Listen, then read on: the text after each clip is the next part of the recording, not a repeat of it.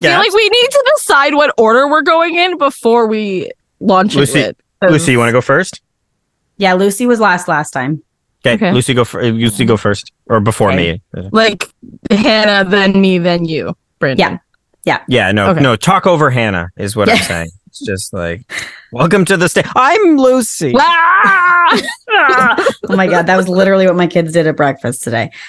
Anyway, hi, we're the Stay at Home podcast. Stay at homes. I should learn what podcast we are.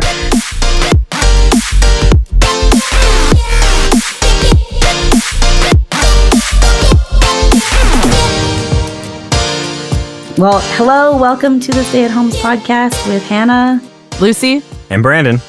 And today we're going to dive into who we are and what we do as people that stay at home with partners and kids and our own individual lives.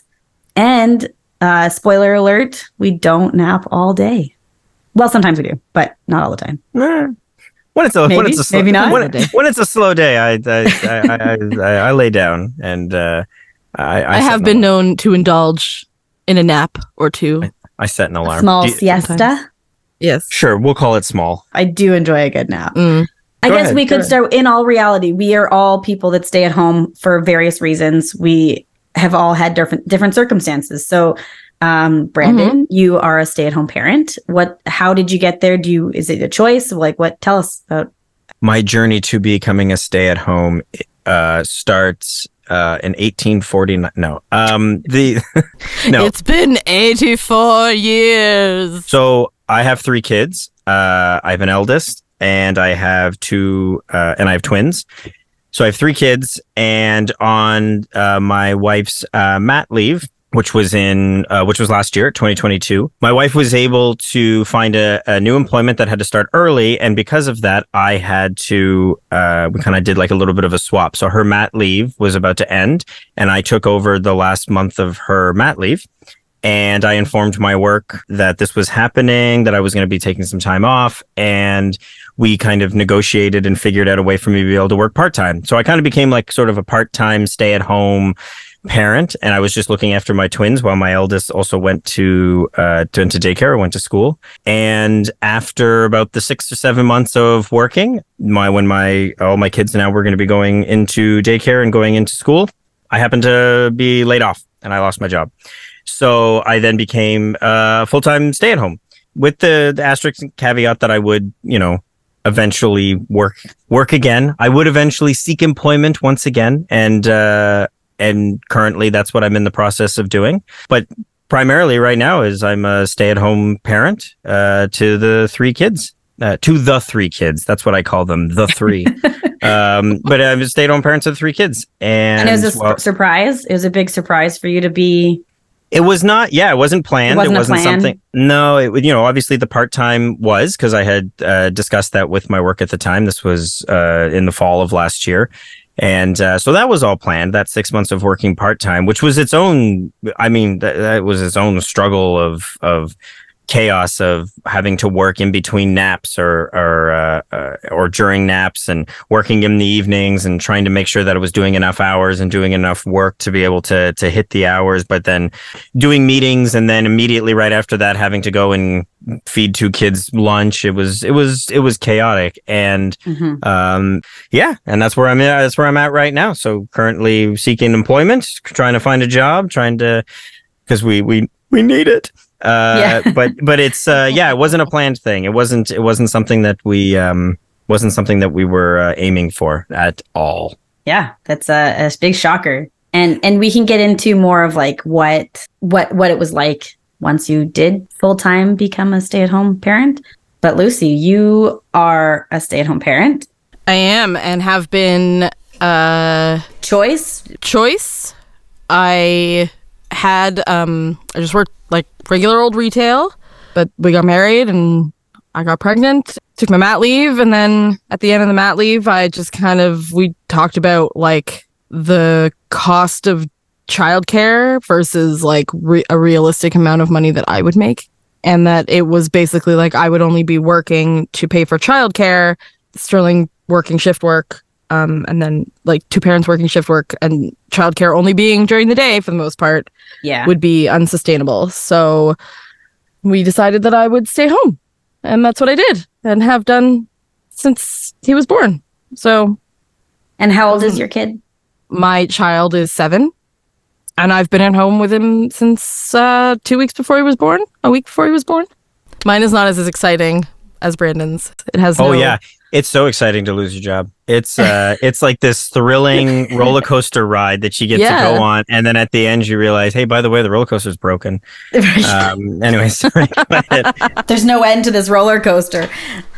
So I guess I'll tell my story. You should. Would you please tell us how you became a stay-at-home, Hannah? Yeah. So I went on mat leave when I had my first, and during my mat leave, I got out of the city. So yeah, I went on mat leave, moved out of the city, and went back to work. And then pandemic hit. We all worked from home anyway. And then we moved out here. So now I live in Manitoba, and I was on mat leave when we moved out here, and I had an 18-month leave.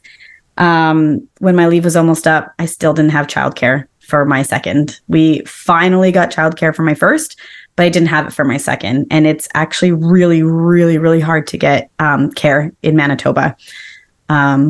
It's more affordable than Ontario, but really hard to find. So I quit my job, and it was a choice within our family for me to do that. Sort of. It was kind of like we had to figure out something. And so I stayed home with one.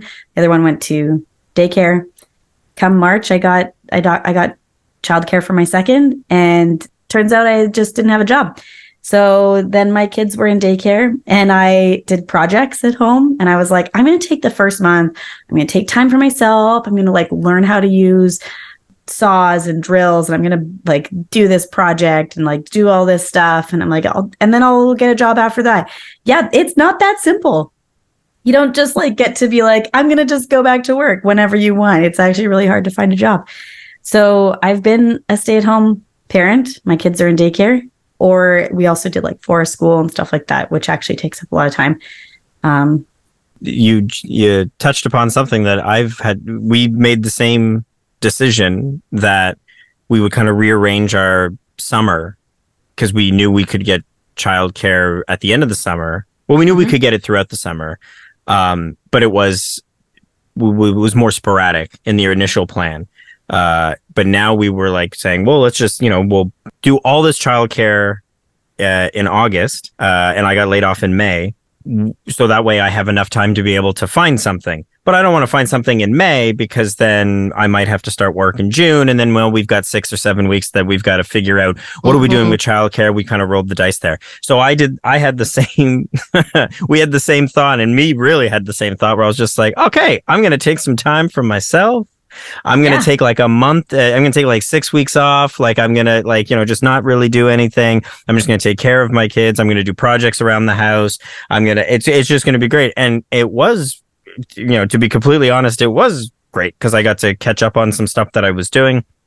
I got to be able to do the laundry. I got to be able to do a lot of the stuff that was, you got to do laundry. I learned how all the buttons work on the washer. I was just like, you know what? You tried out every setting on that washer. Every single setting. And I'll be honest with you, there's 7 or 8 buttons there that I'm like, I don't know why. What's the difference other than just the timing and stuff? But I understand that you got to hit whites when it's, you're usually doing white clothes and the regular thing and blah, blah, blah, blah. But there's what do you... Oh my God, you sort your clothes? Yeah, of course you got to sort your clothes. You got to do that because you got to bleach the whites so that they're nice and they pop. No. Wait, you're both everything on cold water. You're shaking you're shaking your heads. Oh no, you got to do the. All right. Okay, you were around feeding my child. I don't wear white clothes. That is non-existent in my house. But if you did, I know what setting you got to put it at in order to be able to get this stuff. I have 2 white shirts. Oh, yeah. See, I have about everything at once in cold water. Mm-hmm. This is a rare day. I usually my new outfit. Not my new outfit. It's just it's gonna sound like I wear a suit every day. I don't. That's why we're doing so much laundry. Brandon, stop wearing suits. I have. Wait, you're putting your suits into the laundry because that's a whole other You know what? I just you could have just let that roll. You could have just let that roll. See, and I was about to say Brandon has a dry cleaner in his basement. No wonder he needs to start working again. They have their laundry bills are astronomical. No, I don't wear suits. I like wearing white t-shirts, and I like them to look white, and not because I do get stains on them and stuff because, I'm out and doing the gardening and I'm trying to figure out how to dig up stuff and build stuff or whatever. So anyways, the long story short is that you got to separate your laundry. Come on. This is ridiculous. How am I the one that's going? It never does anything. I separate it. I do the bleach. I've done the vinegar. I've done the baking. I've done it all. Nothing ever. It's just like, okay. No, it doesn't work. So you want me to send you what washer I have? I won't send you the washer. I'll buy a new washer. Yeah. That'll make it work. And then I'll show you how to do it. Can we have we need a laundry episode, like laundry specific episode where Brandon can talk us through his laundry routine. The how-to of Brandon's laundry. But I relate to what you were saying in the sense that you kind of get the weight gets lifted off your shoulder for a little bit, that you're just going to be like, great, I now know I'm going to be here for a bit. I'm going to be at home. I'm going to be able to get stuff done. And then I will go and, find a job. And don't worry, I will be able to find a job in 2-3 weeks. It'll be super, super fast. Yeah. And here I am obviously. in month 3 of looking, and it's just been yelling into the black void of or dark void of just employment or unemployment. Anyways, that's I felt the same way. I was just trying to say is that I felt the same way, where we had the same plan, thinking that I would be able to just walk into employment. You just walk into the unemployment place and they just go, oh my God, we've been waiting for you. Would you like to be this big person at this big company? And you're what I've been missing my whole life. Yeah, that's what it's been like. That's been my experience. Lucy, you've been on, this kind. You've been experiencing this for a while. I know you. The first year was great. Mat leave was great, right? That first baby year is fantastic, and then it gets more like a deep void the longer you get into it. And then they go to school, and then it's kind of like, oh, I got my life back. And then it's not so bad. Why do you feel that way, that it's like a deep void? Maybe it's like a singular experience for me, because when the kid was 18 months, we moved out of Toronto, which is where I grew up. And we moved to a new city, and it was really hard. I didn't know anyone here. And it was really tough transition, and I didn't know anyone, and I didn't have any outlets, and Sterling worked really far away. And I was alone a lot, alone with an 18-month-old. And that was really hard. I feel that really hard, Lucy. Yeah. And it was really tough. One thing that I've heard somebody say before that's especially when you don't have anybody that's going through, that's why mat leave with Melissa was so wonderful. I had somebody to share that experience with, and somebody who knew what I was going through, who could feel the feelings I was feeling, or if didn't have those feelings, at least she could understand it on a different level. And when we moved here, it was the same thing. And I totally had a different train of thought. Oh, the one thing that I've heard people say is that being home with your kid all day is you are never alone, yet you're so lonely, especially when they're so young. That is because that's so true. It's not that you don't absolutely love and appreciate all of that time that you get to spend with your kids, because they are truly wonderful and bring so much joy into your life and your world. But you don't talk to a child the same way you talk to a friend or family or anybody that's an adult. Your kid is sitting there learning to talk, and it's just so different. You're never alone, which is in and itself can be really hard, not ever being alone, and then you're so lonely. So anyway, that's really true. And when I was in the depths of it, it was really difficult. And when I look back at it, I remember just being so overwhelmingly sad all the time, despite the fact that I adore my child, obviously, and he is the most important person. But it was so hard. It was so hard. And mat leave was great because I was surrounded by, I had like a whole group of like other mothers who had children in the same like time frame season, I think it was. I think we were split by season. So I was surrounded by all these women who were in the same position as me. And then we moved and like it was so lonely. Yeah. So lonely. But it's better now. I mean, and it like it gets better for so many different reasons. Like your kid is so much older now that conversations are so different and interactions are so different, but also you as a person and a parent have evolved and changed so much over the last few years. Like there's so many different factors that can help and grow. And he is so much like a little adult that it is just like having another adult in my house. Yeah. And that does change that changes it so much, especially like there are less arguments because he's older. He has more logic. His brain is more developed. He's more reasonable than he was when he was 2. He understands, or 3 or 4. Yeah. yeah. And it's like it's less lonely and I'm not. He is capable of doing more things by himself, so I'm not just in charge of getting snacks and snack bitch. That's the toughest, man. I don't know if one of the top 3 toughest things is dealing with the fact that they're always asking for food. And I know that sounds so silly because it's it's like, well, just get him a snack. It's like, true. It's one day of it is nothing. You're just like, oh, okay, these kids eat a lot of snacks. Like, and I have 3 of them. So it's like, there's just a lot of snacks and it's a lot of gummies or sometimes it's like a lot of apples or bananas, like it was whatever. But when you're on goldfish. Oh God, so much. God, frig. Junior loves goldfish so much. he just that kid. He puts 12 of them in his mouth and then just doesn't stop and then tries to put the 13th in. And you're just like, so much like my kids. Oh God. So much like always. But then I got to follow him around everywhere he goes and I got to go over to the, and stop playing. Don't jump on that thing. You've got half a bag of goldfish in your mouth. And I know he's going to choke. He's never chokes, but he's going to choke it. Anyways, that's all right. That's a whole other thing. The goldfish thing is problematic. And it's so hard to get snacks when there are kids yelling at you for snacks and you're like, oh my gosh, if you would just let me get you a snack. Just wait. And on our way home from daycare, his newest thing is to say, Mommy, I'm getting angry because I'm hungry. So like as soon as we get home, he has a snack. Gosh. But now he knows the word like hangry. And so he just goes, Mommy.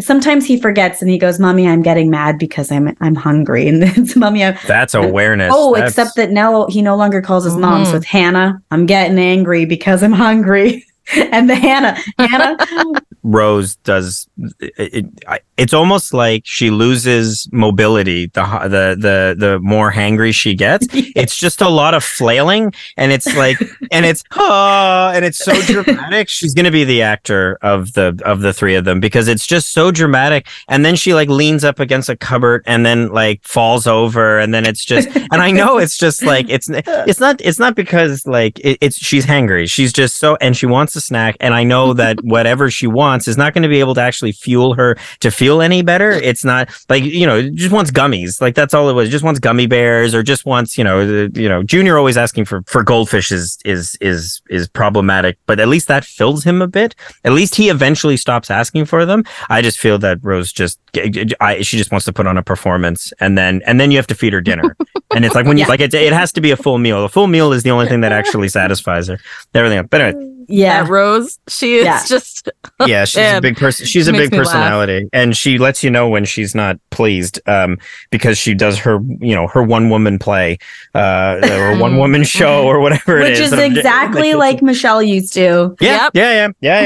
She always did that too. Oh, yeah, and Elle has like a full. It's getting better. We've been reeling it in a little bit. A full granola bar addiction. I don't take that lightly. Like when I stopped breastfeeding and I don't know if you call it extended or not. It was just after he was 2. I don't remember when I stopped, somewhere around then, around when he turned 2 and I stopped breastfeeding and he was nursing overnight before.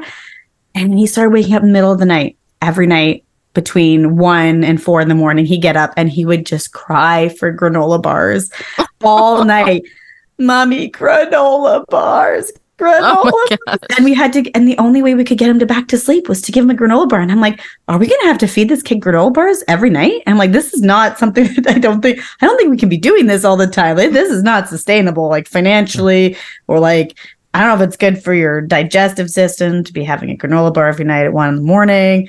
But yeah, and it was but now that he's like over 2, he's like he's that next level of understanding where I'm like, okay, here, you want a granola bar? We can pack one in your lunch tomorrow. And he's like, he's getting more reasonable and like understanding, like, you can still have one, but it's going to be later. But that was a tough snack to like transition out of.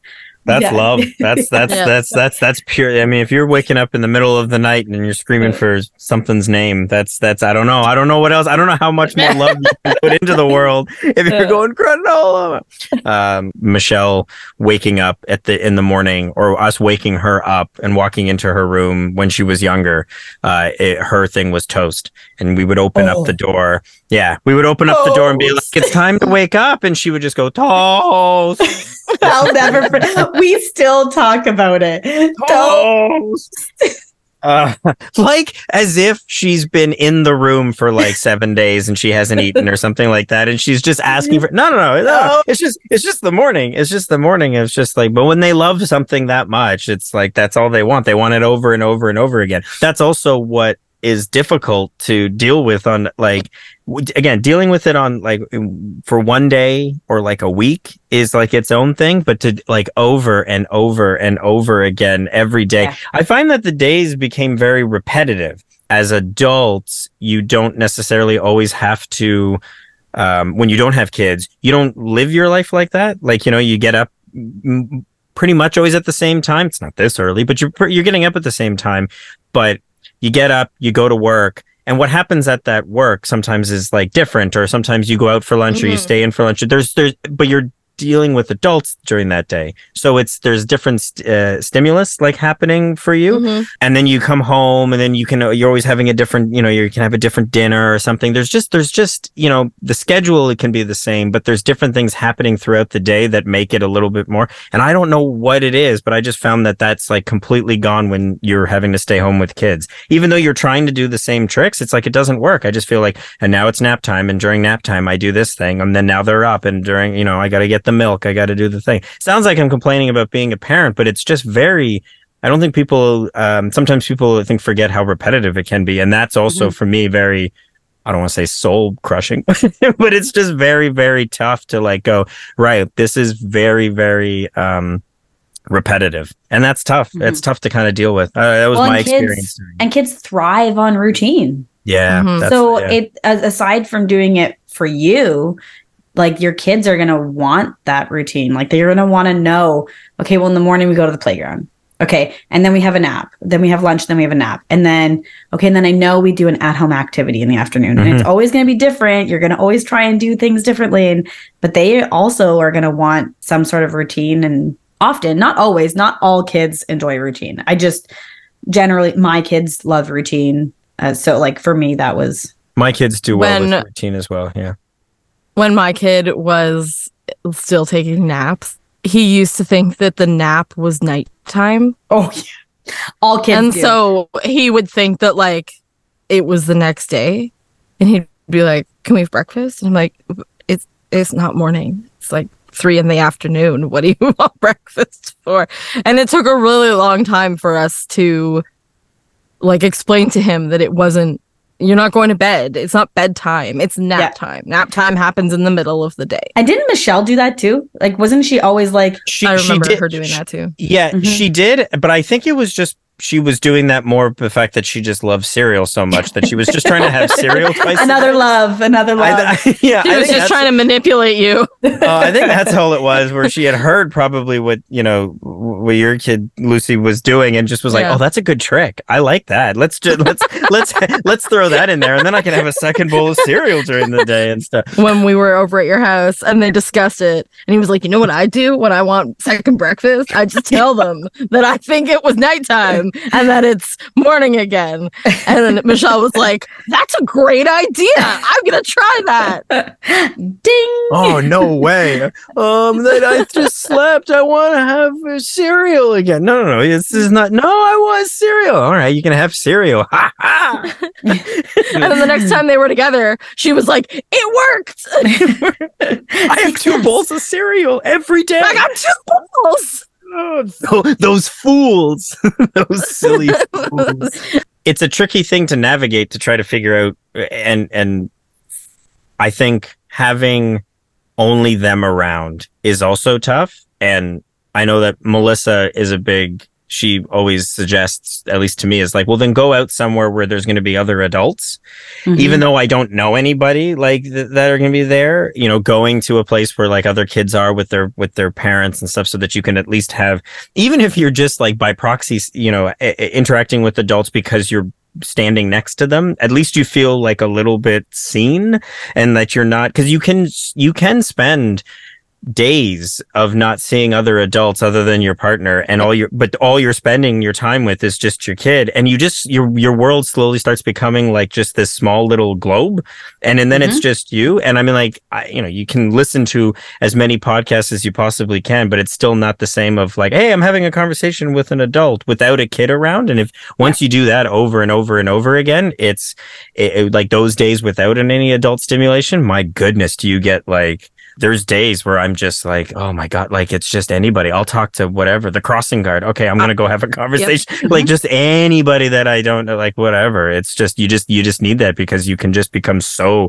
closed off. I had like a long conversation, like not long conversation, but many conversations with Sterling about, I know you're going to work.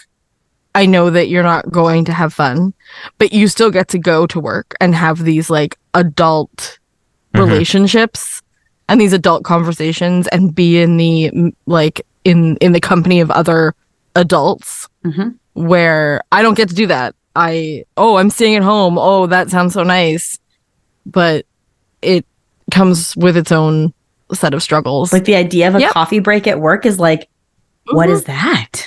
And I will say, like, I love having my kids around, just not all the time. I like to have a balance. I like to have a balance of like, and I am a super social person. I like, even when I was home with the kids, pandemic, like still, I don't know what we're calling it, but anytime I was calling people all the time, FaceTiming, just so that I could have any type of other people around, and I don't know if that's healthy. I don't know. I like to be talking to people all the time. I'm very social, and I know all my neighbors now. They all are like my neighbors. Like, how do you know everybody already? You just moved in. I'm like, well, I just force people to talk to me. I just start conversations, and I just needed that, and I definitely would take Melissa's advice, and like, I needed to go places. We did gymnastics, and I met somebody through there, and I fill my days. Like, I'm always doing something, either running an errand, going out and talking to people, planning things. Like I'm always trying to fill. I don't know if it's healthy, but I do. As busy or as like overwhelmingly stressful it might be to be a parent, it's like the key is actually to just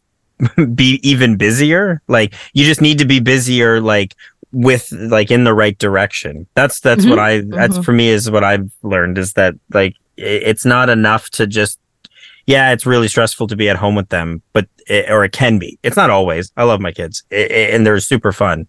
It can be very, very stressful, and you can get way down on those days. But it's almost like, to break that up, you have to then like, all right, pack them all up and let's go somewhere, which is way more work, but it actually, in the end, you end up feeling better. Absolutely, yeah, and then you're going to be way more tired at the end of the day. And you might also be like super stressed, like going some places. You got one kid that takes off. Like if you have a runner, like there's going to be times that you're like, oh my God, this is why did I ever leave the house? Why do we leave the house? This is nuts. But sometimes just adding that extra chaos or that busyness can be worth it. Like time is going to fly if you're not at home.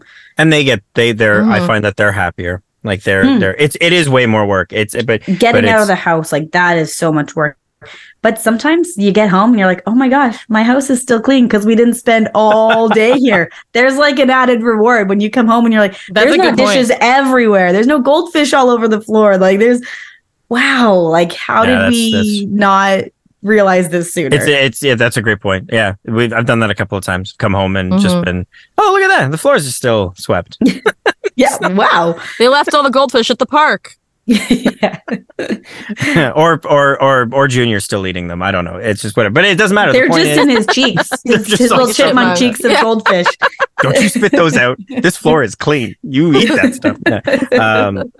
It's almost like there's like a threshold. Yeah. It's like if you break through that threshold and you start becoming, I don't want to say an active parent because all parents are active, but it's like becoming someone that like takes the kids out. An activity parent. An activity parent. I like that. An activity parent. That's really good. It's funny because it's like being a parent is obviously like it's the most wonderful thing, the most rewarding thing ever, right? Like it's so awesome getting to see your kids grow up, yada yada, and all that stuff.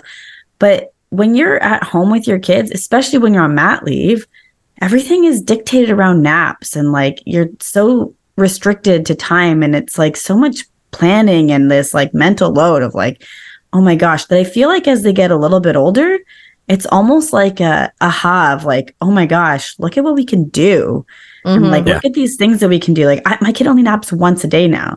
That means that we have 2 full sections of the day to do stuff. And I'm actually kind of looking forward to when he doesn't nap anymore. I know I don't I still want that downtime, but when we don't have to be restricted to nap time anymore, I'm kind of excited for the like ability to do so much more, and like that excitement of like being like, well, let's go to the zoo. We can go anytime.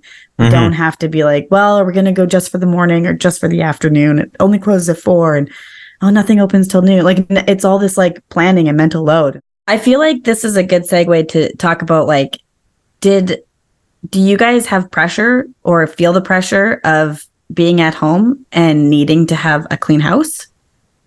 Not from like my partner. My partner is like, he sees it, he appreciates it, he verbalizes how much he appreciates that I do. But I have the pressure on myself constantly of like, I didn't get enough bathrooms cleaned today. I didn't like do enough laundry. There's toys all over the place. Like there are crafts everywhere. This like, I made this craft room and now I put it together, but I haven't like organized any of it. It's just junk everywhere. I'm like, I have this stress on I put this pressure on myself, like constantly, like I'm home. I should be able to do this. And then I don't have the motivation, or I get sidetracked doing things, or I use my time to go out because I need socialization or I guess that's just me. No, I don't feel, I get overwhelmed by mess. But I grew up in like not like a dirty house, but like a messy house. I feel there's like I'm the same. A lot of stuff. Yeah. It's like a hereditary situation. Because now I live in a house with a lot of stuff. And like, I just don't like, I don't see what the point is in tidying up all of the kids' toys if he's just going to get them out again. Like he's just going to want to play with them again tomorrow. So why would I put them away? I can ignore it and walk around it without too much pressure or too much like effort. I walk around it, but then if I end up in that spot and I'm like, oh my gosh, and I've tried putting organizational things and then I just have this, like we have this bucket in the living room of where all the crafts get put that are laying around. Like you've colored this and you crafted this, yada, yada, put it here. But now it's overflowing. And I'm like, oh my gosh, now that's another thing that I have to go through and deal with at another time. So it's just another thing. So yeah. We have one of those with like the kids' schoolwork. So anything he brings home from school goes into this like basket. And then every few months we sort through it and decide what's worth keeping, what's not worth keeping. Things get like put in little piles, and then she's just like, okay, I just have to look through that. And that's my problem is I put everything in piles because I think it makes it look nicer. And I'm just like, hey, look, it's organized. And then I have a basket problem, very similar, where I'm just like, oh, I'll just put everything in a basket and then like no one will know that it's messy. And then you end up with like a million baskets just full of junk.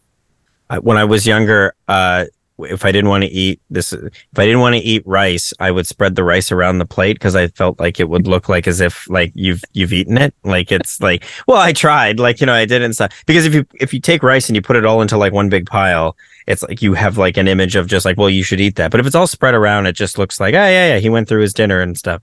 And I think that mentality for me has continued, where it's just like, any way that I'm able to make it look like the mess is not really that bad, that's just what I do. Your basket thing, I just feel like you do that, and it's just like, great, and then you just have a ton of baskets, and then you're like, well, now how do I spread the baskets around? Well, then I'll just move the baskets in different.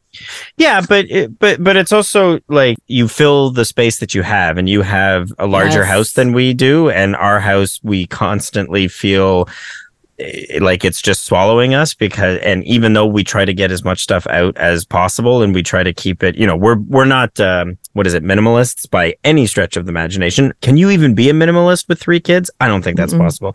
There's just no way. You guys talk about you're talking about the work and everything. Try having 3 kids that like do art like every day. Like every day I'm given like 6 pictures by each of them, like, oh, put this by your desk, hang this up over here. Oh, you can decorate your office now. Yeah, exactly. All of this behind stuff. You. It's just so many papers and so much stuff that you have to kind of keep track of.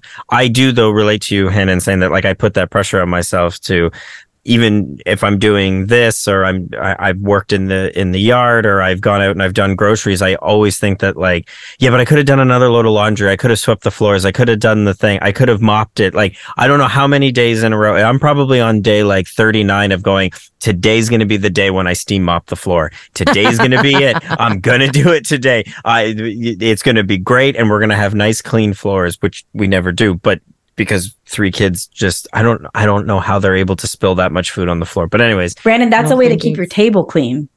You just steam mop the floor. No, steam mop the floor and just have the kids eat off the floor.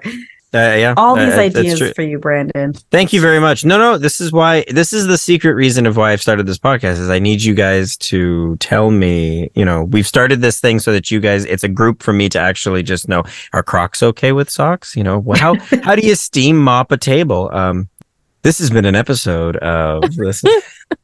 This is the episode of how Brandon can do at home, what Brandon needs to be doing at home. Yeah, that's what it turned into. It's fine. It's not the episode of what we collectively do. It's what Brandon should be doing while he's at home. Because he's not doing anything else. It's not true. It's just he's not steam mopping the floor. That's for sure. I know. I'm steam mopping the table. I'm doing it all wrong. So Brandon. Yes. In the past, you have had maybe I'm remembering this wrong, where you're having somebody over and you like gotta like pressured to clean the house, and you're instead sorting the garage, the shed, whatever you're doing outside. Do you do that when you're at home right now, like in your day to day, where you're like, these are the things I should be doing, but really I'm gonna go into like the back corner, or gonna organize the crawl space or something like that? Yeah, every time. Every time. I don't. It doesn't matter if everybody's in the house or nobody's in the house. I have absolutely no idea how to prioritize what needs to be done. Neither do I. I just, if it is, I somehow, I think, more obscure the project, the better like I'll feel about myself. Like, it's always the first thing that I think about. Like, the kitchen needs to be cleaned, or I will say that's the one. I like having a clean kitchen. Like, I like making sure that the kitchen's clean. That's my place in the house, that if that is clean, I feel better. Apparently not the floors, but if the counters are all or the tables. Or the table. But if the counter is all clean and the dishwasher is full, or it's running, or just the dishes are gone, stuff. But the dishes are gone. I threw them out the window. If the dishes are, why wash them? Just throw them out. If the dishes are clean, and everything is organized in the kitchen, I feel a lot better. And usually from there, I then go and pick the most obscure, random, just useless projects that I can do. I don't know why. I know that's a thing that, especially for men, is that it's like we're having people over and there's all sorts of stuff that needs to happen or whatever, and it's just like, great, I will finally go cut down that tree in the back. Right. Like, it's like, can you just let me just go replumb the bathroom. There was something, we were going to have people over, and my immediate we were gonna have people over, and then Melissa and I are going, okay, like, what do we need to do? And I was like, great, I'm gonna go finally power wash the driveway. And it was like, it was like absolutely not needed in the slight. Not power wash the windows, not like that. No, I was gonna set up the power washer, and I was just gonna clean the driveway down. And that was the thing. And Melissa said, can you pick something else? Don't know why my brain works that way, and still put that task on like my shoulders of stress. Yeah, like I still stress about that. Not necessarily that specific task, but tasks like that. I stress about that every day when it's like, oh, I should be able to get that. I should be able to get that done, and I'm going to do this. And there's only so many hours in the day that you can actually do things. Even if you are running at 100% or 110%, and you're going crazy, and you've got like adrenaline, and you're like, I'm going to be awesome today. Now I have a question, Brandon. What is with your obsession of cleaning floors and the ground? Because it seems like it's a big topic. You never work out? You're just all the way down? It's because I'm so short. I don't like the feeling of, I like walking around the house barefoot. I don't particularly like wearing socks around the house. I just feel more comfortable. I know some people, they like to wear sweatpants around the house. It's like, that always just feels like I'm not motivated. But if I'm just barefoot, I feel comfortable in my house. Might be weird, but what I hate is stepping on like crumbs and dirt in bare feet. Sorry. I hate stepping on it. It's like you're at a dirty beach. It's like walking around. You must hate the beach. I feel that. No, but the beach is the beach. Like, I'm expecting sand, and sand is nice and soft, but like the crumbs from like, lunch or like muffins, and I'm walking around and it sticks to my bare feet. It's gross. So people might say, well, then just wear socks. I think it's even worse, because then it's all stuck to your socks, and then you got to wash your socks. And you got to get around. Slippers. I like clean floors, so I sweep a lot, or I try to sweep a lot. And then I never get to the actual mopping, but the sweeping is when I need, or I vacuum or something. And Brandon, I didn't mean to like put you on the spot about like what you do about your day to day and you're prioritizing your projects. I hope you don't. What I do is I just literally start projects. I will like go in a room and I will rip everything apart, and then I am no longer motivated and I just leave it. And then I have to figure it out and sit with it around me for days, weeks, months, whatever it is, until Corey probably helps me put it back together. So in like early COVID, I was so bored. So I was like, okay, I'm finally going to like switch the bedrooms. So the guest room is going in the small room, and the office is going from the little room into like the bigger room. It took me 2 months to move all the furniture and paint 2 rooms. With painting? I'm impressed. Yeah. That's pretty good. But by the end, it was like a real struggle. It took it took everything I had to like get in there and paint it. And then you get overwhelmed. And it's constant. Like, there's always a box. There's always a box you can deal with. There's always artwork that you can deal with. There's always a kitchen to clean. There's always floors to clean. There's always laundry. There's always. It's very overwhelming. And then how do you prioritize it? And then also prioritize like doing something for yourself. Right. Yeah. Like watching your TV show or playing a video game or going out walking the dog. The world, walking the dog. Yeah. Yeah. Yeah. I struggle with the watching the TV during the day. I watched an episode of something today, and the whole time I was there, or the whole time I was like sitting there watching it, I'm just like, there's other stuff I could be doing. But then it's like, I don't do that, and I don't do something for myself, do try to do the tasks, and then we go back into the same cycle of what we were just talking about before, where it's just, you start all these things, you put all of this pressure on yourself, and then it's just like you get overwhelmed, and then by the end of the day, you're just going, maybe I should have just spent like that 30 minutes watching something and just relaxed a little bit, because now I'm super stressed out that I didn't get everything done that I said that I was going to get done, which was an unimaginable list anyways. Like, it's not, or an unattainable list, I should say. Anyways, you're never going to get all of that stuff done. You should see some of the stuff that I put on this list. It's just like, it's just take apart the car engine and put it back together. You're just like, what are you doing? But before that, that's like 1B. You need to learn you need to do 1A, which is learn how to be a mechanic. Right. Yeah, right. exactly. Which I'm going, well, that's fine. You probably can take like a couple of online courses. I'll take them at the same time over lunch, and then I'm a mechanic. Like it's like I'll just watch a couple YouTube videos. It'll be fine. But it's like tasks like that I put on myself, and I know other people do as well, and I'm sure both of you do. Where it's just this like they're like week-long tasks that you're just like, well, that's lunch. I'll do it while I'm eating a sandwich, and you're just like, that's just not what it is. But I think it's also when you aren't working, that part of your brain just goes nuts, having to always want to do something, having to want to, like, even if it's just a menial thing or if it's just a repetitive thing or whatever it is just that part of your brain needs to go and try and find to do something. But it's like, I feel like if you have worked for as long as we have, and then now you don't, it's like that part of your brain just like doesn't go away. And I feel like you just stress yourself out just going, Sorry? I'm that person. Yeah, I've been in this situation for so long now that I do the laundry, do the dishes, clean up the kitchen, I make the meals. That's not lazy. Hey, but I don't do the tasks because I don't have the motivation to do them anymore. Lucy, I am with you. I am with you. Those are, and that's what, yeah, exactly, Bren. That's what Corey says to me. I'm like, I'll be like down on myself being like, I didn't get any of this stuff done. I didn't do this. I didn't do this. And then I'll be like, and I took time for myself. I took a nap today or whatever, like whatever day it is. And then Corey's like, yeah, but Hannah, but you cleaned the kitchen. You prepared dinner.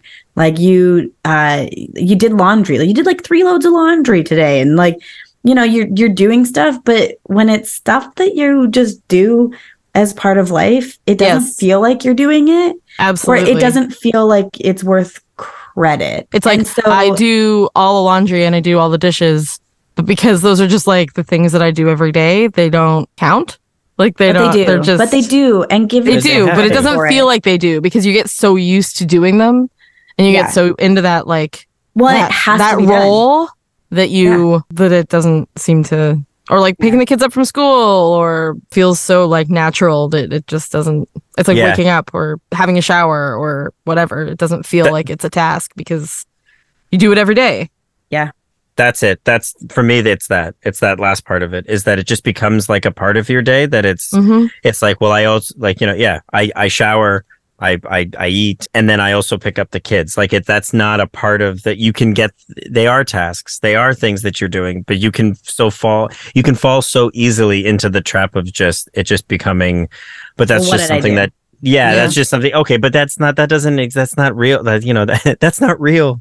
It wasn't real what you did today. It's like, but it was. It was something. And something that I try to remind myself of is like, I do the laundry all week. I meal plan. I grocery shop on Mondays so that on the weekends when it's our family time or evenings, we actually get to do things together. Like it's not one partner getting to go to the playground. It's not one partner getting to do this while the other one stays and folds laundry or the other one does dishes. For myself anyway, by me doing these things, I get the opportunity to have family time, to go visit my parents and do grandparent time. And that's a thing that I get to do because I do these day-to-day tasks, which is a job. Yeah.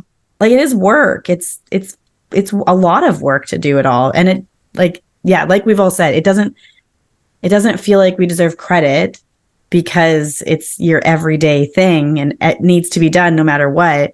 But it is. And you should give yourself credit. And I think that's the important thing is like, I'm not asking for acknowledgement from everybody just going, oh, you're the greatest, you picked the kids up. Like it's not like it, of course, but I've got to do it for myself. Like I've got to, because it's so easily that you can just like dismiss it, and if you're dismissing it, then that's when you get into this slippery slope of just going, so what am I doing all day?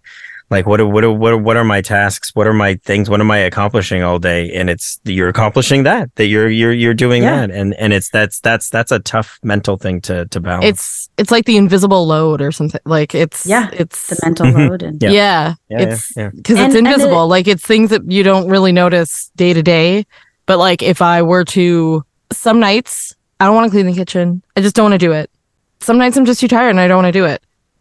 And the next day it like comes around and you notice that because the sink is full of dishes or there's stuff all over the counter or I have a couple thoughts. First, I feel like we all are in the same boat. Like, I don't want to, it sounds like our partners do nothing. I don't want to have that impression. No. Like Corey and I both every night we both do the dishes. It's just during the day when he's at work that I'm doing these tasks. At night, like, we both do stuff at night, and like weekends, we're both tag teaming all of it. Yeah. Like, and I'm pretty sure we're all in the same boat. I just thought but we're talking like we do everything around the house all the time. I'm pretty sure this is a collective. Yeah. There's, but Brandon, you made a comment of like, you need to build yourself up a little bit. Like, you need to make sure that you're saying it for yourself to give yourself motivation.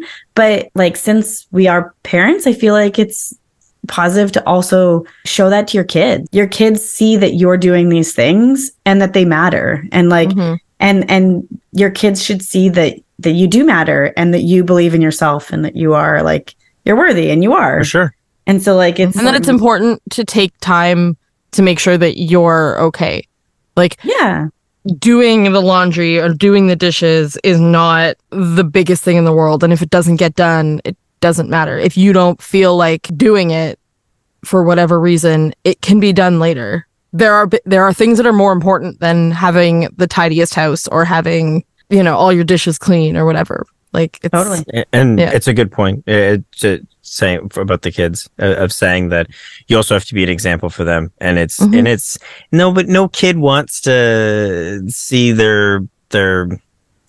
no kid wants to see that. No child wants to see that kind of. It's not a spiral, but it's too big of a word. But it's just nobody wants to feel that energy kind of in the house, because they'll pick up on it. Or just have your parent being negative on yourself. It's the same it's recommended that you don't talk badly about your body in front of your kids. Then, they're going to think, oh, well, if my mom or dad doesn't appreciate their body, why should I? It's this like ripple effect, and they'll think it's normal. They'll think it's normal to just make fun of the thing that you don't like about yourself, or that you beat yourself up about. And I know for me personally, that's something that I absolutely continue to work on and try to improve, because it's like it's not just my sense of humor, but it's also just like a part of who I am, is just to be more self-deprecating than maybe I should be in certain circumstances. And it's just something that I've done most of my life in order to, well, we can get into that in a later date, but it's just, I've done it most of my life. Save that for the childhood trauma episode. Why do I make fun of myself? No, it is something that I do. And ever since having children, but ever since spending a lot more time with them now that I'm home, it's something that I have to be very, very apparent of, because they will pick up on it, and they pick up on like almost everything. Like everything. If that's they're something always here, they're always listening. They're always listening, and they're always absorbing. And people that I think that don't have children or don't have a lot of exposure to children, is probably a better thing to say. I don't know how much of like sponges they are, like how really it's like that radar, or that ability to be able to just like take in everything around them it eclipses like any adult at any age, at any mental capacity that an adult could have. It's like there are things that I have done, just offhanded comments or things that I have done around my kids that, especially, Michelle, because she's older, for her to then do something that's kind of like that back to me, whether it's positive or negative. It's like, oh, like they listen to everything. So if you're being negative and you're being down and you're doing that, and you don't have like kind of like a mental strength there, at least in a little bit, they'll you can't pull anything past them. They'll feel it, and it's not good. It's not good. So you've got to, all I'm doing is I'm trying to justify being able to watch that television show tonight. Well, and then it all comes down to balance, right? Like it's also okay for your kids to see you having a down day. It's okay for your kids to see you struggling. It's okay, like you said, Lucy, like it's okay to not do the laundry sometimes. It's okay to not do the dishes. And your kids need to see that they need to contribute to doing household stuff, but it's also okay to have these days off. And like, sometimes we need mental health days, and that's okay too. Like it's important to have this balance of like life, and like just all about balance. Like it's okay to see your kids to see you having a down day, but then you talk about it, and then you explain that Everybody has feelings, whether you're a grown up or a kid. Like, we all have these feelings. We all have these like up times and down times, and it's natural. And but what we all do is important, and who we are is important as people, whether you are stay-at-homes or not. Very well said. Very excellent. Nice. Very nice. That's the end right there. I think that's the end of the episode. I think that's the end of that episode. We're all tired.